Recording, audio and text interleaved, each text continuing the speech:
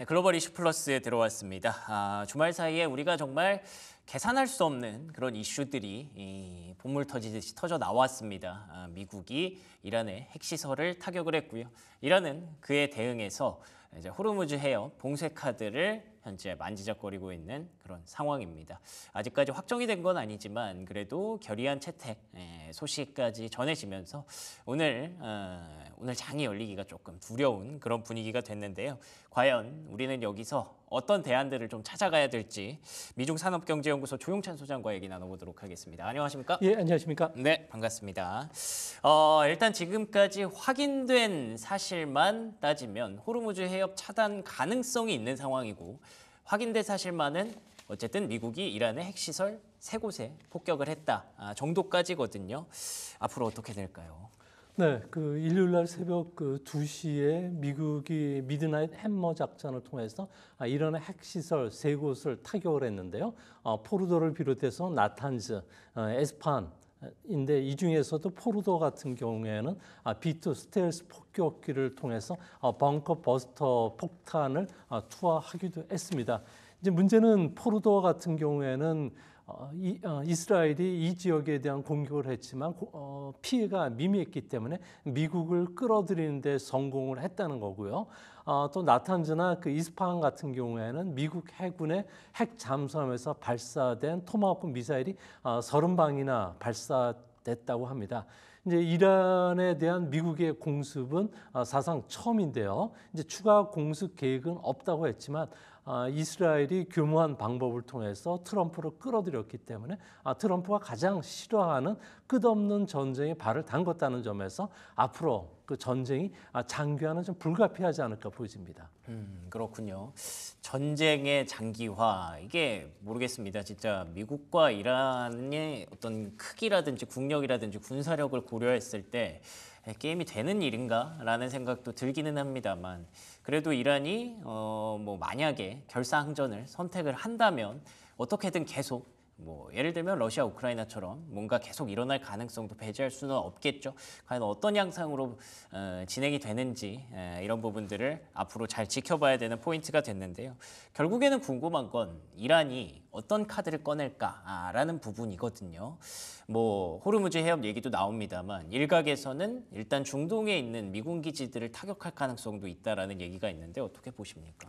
네, 신성 국가인 이란 같은 경우에는 미국을 가리켜서 큰 악마라고 불렀는데요. 사탄이라는 이야기죠. 그리고 이스라엘은 작은 사탄이라고 불러왔습니다. 이제 굴욕적인 협상 테이블에 나가게 됐을 경우에는 사탄의 자신들이 무릎을 꿇었다는 이런 감정이 일어날 수밖에 없기 때문에 이렇게 되면 미국에 의해서 하메네이가 레짐 체인지가 되는 것이 아니라 이란 내 강경파에 의해서 정권이 교체될 가능성도 있다는 겁니다. 이란 같은 경우에 국민은 현재 탄약이 60일밖에 되지 않는다는 건데요. 이 때문에 공격도 60일 정도까지는 지속될 가능성이 크지 않나 보여지고요. 이를 더 지속하기 위해서는 러시아라든지 중국 쪽에서 자금 지원 내지 무기 지원이 있어야 되는데 이들 나라 같은 경우는 지코가 석자이기 때문에 지원은 거의 불가능하지 않을까 보여집니다. 그런 측면에서 보면 이란 같은 경우에는 2달 이내 협상에서 유리한 고지에 서서 미국을 좀 압박하기 위해서 미국의 군사 기지 공격 카드, 또 에너지 수송의 동맥인 호르무즈 해협에 대한 봉쇄, 또 이것뿐만 아니라 기뢰 부설, 또 유조선에 대한 미사일 공격 쪽에 나설 가능성이 큰데요. 이제 문제는 이스라엘 같은 경우에는 미국을 교묘하게 좀 끌어들였기 때문에 확전될 가능성이 크지만 미국 입장에서는 아무래도 소극적 태세를 볼 수밖에 없는데요. 아무래도 레짐 체인지가 됐을 경우에 중동 지역의 치안이 불안해지면서 국제 유가가 계속 상승을 한다면 결국 미국 같은 경우에도 소비자들이 쓰는 휘발유 가격이 개론당 7달러까지 올라가게 되는데요. 관세에 따른 물가 상승 압력까지 더해졌을 경우에 트럼프 같은 경우는 내년 11월 중간 선거에서 치명적인 타격을 받을 수가 있기 때문에 그렇습니다. 특히 이라크 전쟁 당시 당시를 봤을 경우에 개전 직전에 248만 배럴 정도 되는 원유 공급을 복귀하는데 5년이 걸렸다는 측면에서 이란에 대한 공격은 좀 소극적이지 않을까 보입니다. 맞습니다. 그때와 뭐 지금은 상황이 많이 다르기는 하죠. 일각에서는 미국이 중동의 어떤 원유 수입을 많이 의존하던 것을 많이 바꿨다라는 얘기도 있어서 만약에 그런 일들이 계속 일어나더라도 미국이 또 대응할 만한 플랜들을 갖고 있다라고 얘기는 합니다만 근데 또 일단 단기적으로는 모두가 걱정하고 있는 상황이기 때문에 이 상황이 불가피하게 확산될 가능성을 배제할 수 없을 것 같습니다. 그리고 우리가 좀 상식적으로 생각을 한다면 당연히 이란의 선택지가 뭐 최대한 많은 국민들을 좀 보호하는 그런 선택지로 가면 좋겠지만 이게 종교가 관여된 문제는 우리가 다르게 생각할 수도 있는 그런 변수들을 계속 고려해야 되거든요. 그렇기 때문에 계속 시나리오를 명확하게 파악할 수가 없는 그런 분위기인데 저희 입장에서는 일단 가장 중요한 건 유가입니다. 유가가 과연 어느 정도까지 우리가 열어놔야 될지 좀 궁금하네요. 네, 미국의 공격 소식이 전해지자마자 장외에서 WTI 가격 같은 경우는 78달러 그리고 금 가격은 3,400달러까지 올라가게 됐는데요. 이제 앞으로 이스라엘의 뜻대로 확전이 계속이 된다면은 2022년 2월 달에 러시아가 우크라이나 침공과 같은 유가 급등 사태가 있지 않을까 보여집니다. 개전 전날에는 75달러 정도로 안정이 됐지만 개전 이후에 그 한 달간을 보면 126달러까지 급등을 했는데요. 원유 동향 같은 경우에는 불확실한 부분들이 상당히 많습니다. 미국을 비롯해서 서방 국가들은 이란의 원유를 수입하지는 않고 있지만 호르무즈 해협이 봉쇄됐을 경우에는 이 폭이 161km밖에 안 되고요. 그리고 아주 좁은 곳 같은 경우는 33km 정도밖에 안 되기 때문에 여기에서 무슨 일이 발생한다면 매일 하루 110척이 지나다니는 이 해역이 막혔을 경우에 하루에 2천만 배럴 정도의 원유 수급의 차질을 빚어줄 뿐만 아니라 세계의 그 물동량에도 큰 영향을 끼치지 않을까 보여집니다. 이렇게 된다면 유가 급등, 그다음에 수출 감소로 인해서 세계 경제는 스태그플레이션에 빠져들 수가 있는 상황이고요. 우리나라 같은 경우는 유가가 급등한다고 해서 소비 심리는 크게 위축되지는 않을 것으로 보여집니다. 아무래도 민생지원금이라는 소비 쿠폰이 발행될 예정으로 있고요. 유류세를 인하시키면 소비자들의 가격 부담을 어느 정도 완화시켜 줄 수가 있다는 측면이 있습니다. 하지만 기업 입장에서 봤을 경우에는 다양한 석유 가격 제품군이 이제 올라갔을 경우에는 비용 부담이 늘어나게 되고 기업 실적 악화로 인해서 주가 하락은 좀 불가피하지 않을까 보여집니다. 주시장 같은 경우에도 FRB 같은 경우는 이는 6월 달에 회의에서 보다시피 연준 의원들 같은 경우는 올해 말까지 제로 금리를 금리를 인하 횟수를 제로까지 보는 견해가 4명에서 7명으로 늘었는데 물가 상승의 압력이 더 높아진다면 더 늘어나지 않을까 보여지고요. 이를 막기 위해서는 서방 국가들뿐만 아니라 전 세계가 외교적 역량을 갖춘다든지 그리고 트럼프 대통령이 90일간 상호관세 정지를 좀 더 연장하는 안들이 좀 꺼내질 가능성이 있지 않나 보여집니다. 그렇군요. 이렇게 좀 어려운 상황에서 저희가 뭐 걱정만 하고 있을 일은 또 아니니까 그 안에서 좀 대안을 찾아봐야 될 것 같은데 미국 증시 기준으로는 결국엔 이럴 때 M7이 좀 안식처가 될 수 있을지 궁금합니다. 네, 이머징 시장은 지금 잘 나가고 있는데 반면에 선진국 시장은 지금 상당히 좀 부진을 면치를 못하고 있는데요. 아무래도 상성 AI 관련주들이 좀 주도주 역할을 해주고 있지만 지정학 리스크가 경제나 기업 실적에 어떤 영향을 끼칠지는 전혀 지금 알 수 없는 상황이고요. 트럼프 행정부의 정책에 대한 불안감들이 여전히 존재하고 있기 때문에 미국 증시 같은 경우에도 그렇게 큰 폭의 상승할 수 있는 여력은 없지 않나 보여집니다. 다양스러운 것은 M7을 비롯해서 필라델피아 반도체 지수 같은 경우에는 이번 실적 시즌에는 실적이 상당히 좋아지고 있는데요. 아무래도 주요 주가 지수의 12개월 예상 EPS를 본다면은 상당히 강한 탄력을 좀 주고 있다는 겁니다. 이 때문에 글로벌 투자자들 같은 경우에는 실적 측면에서 우위성이 뚜렷한 M7이라든지 그리고 필라델피아 반도체 지수의 실적 발표를 전후해서는 단기적인 매수세가 좀 들어올 수 있다는 점에서 아무래도 그 단기 투자가들에게는 좋은 투자 대상이 되지 않을까 생각이 됩니다. 그렇군요. 근데 방금 또 말씀해 주신 것처럼 사실 선진국보다 최근에는 이머징 국가들의 약진이 좀 눈부신데 최근에 미국 증시에서 자금이 이머징 쪽으로 쭉 많이 퍼지고 있다는 얘기가 있어요. 어느 쪽으로 좀 많이 가고 있나요? 네, 그 월가 같은 경우에는 선진국 증시라든지 북반구 제조업 국가들 증시를 글로벌 노스라고 부르고 있고요.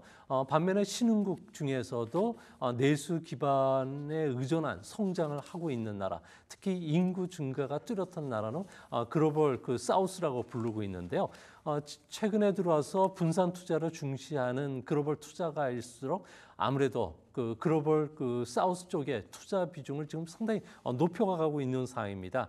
이 때문에 글로벌 사우스와 관련된 펀드들이 있는데요. MSCI 글로벌 사우스 셀렉트 인덱스라고 하는 상품들이 최근 들어서 상당히 인기리에 판매가 되고 있다고 합니다. 글로벌 증시 중에서도 선진국 경제 같은 경우에는 현재 수축 국면에 들어갔기 때문에 투자 포지션을 축소하는데 축소한 만큼 글로벌 사우스 쪽의 투자 비중이 좀 높아지고 있다고 합니다. 이로 인해서 글로벌 사우스 국가의 대표 종목인 인도나 브라질, 남아공처럼 인구는 계속 증가하면서 소비도 늘어나고 성장 잠재력이 내수 기반에 의해서 성장을 하고 있다는 측면에서는 국제 투자은행들이 이쪽에 대한 비중은 계속 늘려가지 않을까 보여집니다. 그렇군요. 글로벌 노스에 반해서 글로벌 사우스 인구 증가가 좀 있고 계속 성장하고 있는 그런 국가들 쪽으로 자금이 이동하고 있다라는 것도 특징적인 그런 부분이네요. 그러면 혹시 최근에 이런 분위기들이 이제 관세가 사실 3개월 유예된 게 곧 오거든요. 7월 초면 다음 주면 이제 오기 때문에 관세 정책에도 좀 영향을 줄 수 있을까 좀 궁금한데 어떤 변화를 기대할 수 있을까요? 네, 트럼프가 관세를 도입하는 것은 미국의 제조업 그 경쟁력을 강화시키는 측면도 있고요. 또 협상을 통해서 많은 것을 양보받기 위한 것도 있지만 현재 그 이런 트럼프의 관세 그리고 보호무역주의는 일회성이 아니라 장기화될 가능성이 크다는 겁니다. 통상 정책이 이제 자유무역에서 보호주의로 완전히 전환이 되면서 히토리라든지 반도체까지도 확산이 되는 이런 움직임을 보여주고 있는데요. 2010년 들어와서 그림을 보시면은 새로 발표되는 무역 제한 조치들이 지금 상당히 크게 늘어나고 있고요. 또 미국 안에서는 자유무역과 관련해서 비관적으로 보는 시각이 상당히 많아지고 있다는 겁니다. 자유무역을 통해서 미국이 잃는 것이 많다고 보는 그 여론조사가 무려 59%가 되고 있고요. 이는 얻는 것이 많다고 했던 37%보다도 크게 웃돌고 있다는 겁니다. 이제 앞으로 국제 질서가 다각화되기 시작했고요. 에너지의 자원화뿐만 아니라 기술 패권 전쟁이 격화된다면 보호무역 시대는 아무래도 좀 더 오래 지속이 될 수밖에 없고 그런 측면에서 보면 앞에도 말씀드렸듯이 글로벌 노스 제조 기반의 무역을 추진하는 선진국 경제 특히 주식시장 같은 경우에는 외국인들 자금 이탈이 좀 더 지속이 될 가능성이 있지 않나 보여집니다. 그렇군요. 그러면은 이런 상황들이 우리나라 경제에는 어떤 영향을 주고 있는지 궁금합니다. 앞으로에 대한 전망도 한번 주실 수 있을까요?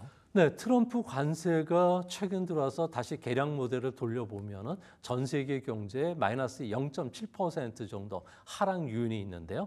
그 중에서도 국가별로 보면은 미국이 가장 큰 마이너스 2.3% 정도 장기적으로 하락을 한다고 합니다.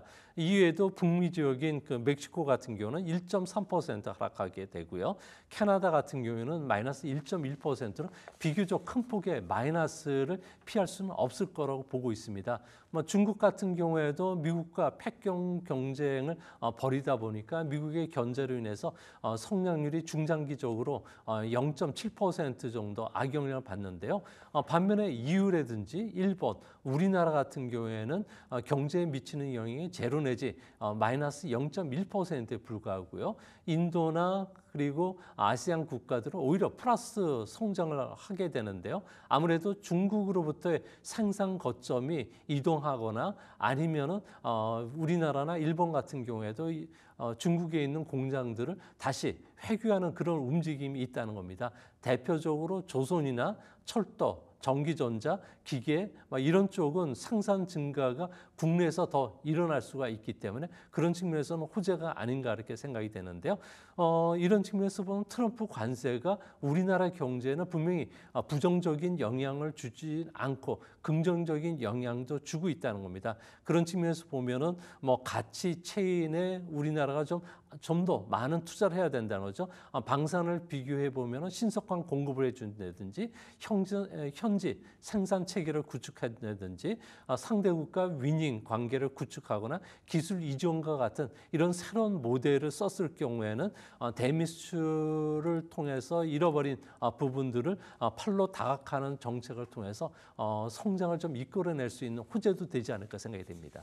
그렇군요. 뭐 물론 관세 전쟁과 지금 실제로 중동에서 우려하고 있는 실제 무기, 미사일이 쏘아 올려지는 그런 실제 전쟁과는 물론 다릅니다. 그렇지만 전 세계가 지금 어쨌든 큰 틀에서 보면 계속 갈등이 유발되고 점점 이렇게 좀 떨어져 살려고 하는 그런 모습들이 나오고 있는 게 이게 계속 폭발하다가 이렇게 가끔 이벤트를 만들어내는 그런 구조라고 봤을 때는 이 패러다임 전환에 우리가 익숙해져야 될 수도 있을 것 같아요. 그래서 말씀해 주셨던 조선, 방산, 뭐 철도 이런 인프라 쪽에서는 계속 그런 기회가 되는 이벤트들도 또 나올 수 있겠다라는 생각이 들기는 하네요. 근데 아까 그 글로벌 노스, 사우스 이렇게 표현해 주셨는데 그 중에서도 우리가 좀 타겟팅을 해본다면 어느 쪽까지 좀 들어갈 수 있을까요? 네, 인도 증시와 관련된 월가의 그 보고서들이 지금 집중적으로 나오기 시작을 했는데요. 최근 한 달간 다른 이머징 시장보다 상당히 뚜렷하게 증가하는 추세가 보여주고 있습니다. 아무래도 2024년 9월 달에 인도 증시에서 많이 외국인들이 이탈하면서 인도 증시가 조정이 들어갔는데요. 하지만 최근 들어서 경기가 회복이 되기 시작하면서 외국인들의 자금 유입이 뚜렷해지고 있는데요. 4월과 5월 달에 들어와서 인도 증시가 상승한 것도 이 때문인 것으로 보여집니다. 월가의 리포트를 자세히 살펴보니까요. 인도 경제는 내수 주도형 경제이기 때문에 트럼프 관세의 영향을 가장 덜 받는다는 측면, 그리고 기업의 실적이 회복 추세를 타고 있고요. 애플을 비롯해서 다국적 기업들이 많은 투자 자금들이 몰리면서 외국인 직접 투자 자금이 경기 회복을 좀 이끌고 있다는 겁니다. 이뿐만 아니라 인도 중앙은행 같은 경우에는 현재 그 0.5% 금리를 낮춰줬는데요. 앞으로도 추가적으로 더 금리를 낮출 가능성이 있기 때문에 그런 측면이 인도 증시의 투자를 좀 불러온 것으로 보여집니다. 그렇군요. 그 인도의 그 성장 전망 간단히 한번 들어볼 수 있을까요? 네, 인도 같은 경우는 2025년부터 2030년까지 앞으로 연율로 한 6% 이상 성장을 달성할 것으로 보여지는데요. 이는 중국이 3% 내점을 비교해 보면 상당히 그 역동성이 뚜렷하다는 겁니다. 그런 측면에서 봤을 경우에 성장 잠재력을 갖고 있는 중소형 하이테크 관련주들로 외국인 투자 자금들이 집중이 되고 있는데요. 이런 중소형 그 주의 EPS 증가율을 보면 2027년 3년 정도는 연율 기준으로 해서 20% 정도 고성장을 한다고 합니다. 인도뿐만 아니라 중국은 선행 지표 역할을 해주고 있는데요. 중국 같은 경우에도 고성장기에는 하이테크 관련주들이 급등을 했기 때문에 인도 증시에서도 이런 흐름이 있다는 측면에서 앞으로 인도와 관련된 중소형 하이테크 관련 펀드들 쪽으로는 가입 문의랑 가입자들이 크게 늘지 않을까 보여집니다. 알겠습니다. 결국에는 전 세계가 중국을 대체할 수 있는 시장을 지금 찾아야 하는 숙제를 갖고 있는 것 같습니다. 인도가 그 대안이 될 수 있을지 앞으로도 위기 속에서 인도 혹은 대안들 계속 찾아봐야 될 것 같네요. 지금까지 조용찬 소장과 얘기 나눠봤습니다. 오늘도 좋은 말씀 고맙습니다. 잠깐! 구독, 좋아요 눌러주셨나요? 만약 아직까지 누르시지 않았다면 지금 당장 눌러주세요.